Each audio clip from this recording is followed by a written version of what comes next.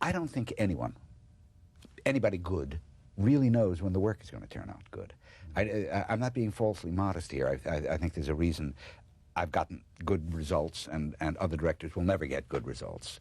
But it's a question of preparing the ground in such a way that the lucky accident can happen.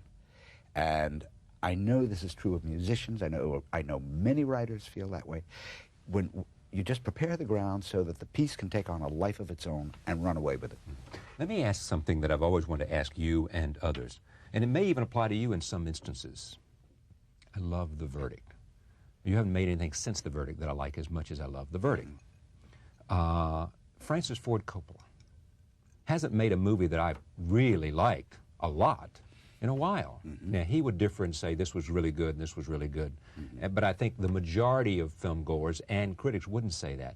How does someone like Coppola, you or occasionally, and other people who have shown they know what it's about and they're at the top of the class, fail at making good movies? It happens, Charlie, out of two reasons.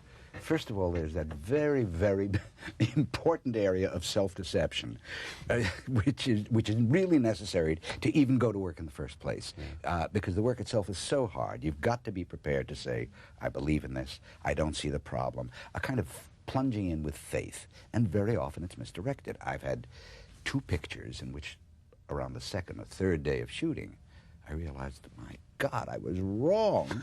I've got to go through with it, but it's never going to be what I thought. I've got to go through with it, and worst of all, I can't tell anybody because I'm the director, right? so there's that. Then there are pressures. It's a very strange marketplace out there now, and I know the rules of that jungle very well. And I always used to say I need 1 hit so I can get the money for 3 more flops. Yeah. And now it's getting even more severe, and I think, in my view, the taste level is slowly sinking in this country, not just in movies, I think generally. Let me tell you an interesting story. I interrupt you. I had lunch yesterday with a great editor in America who said to me, who are the great poets today? Who are the great novelists today? Who are the great filmmakers today? He said, I think that we are not somehow today in our producing greatness like we used to. Now, a lot of people bemoan the good old times in the golden age of Hollywood, the golden age of television, all that. But here was somebody who would be classified as an intellectual saying, I don't see it out there. I said to him, you know, you're a great editor. Why don't you go commission a book, get somebody to write a book about that? What's happened to us? What do you think has happened in movies?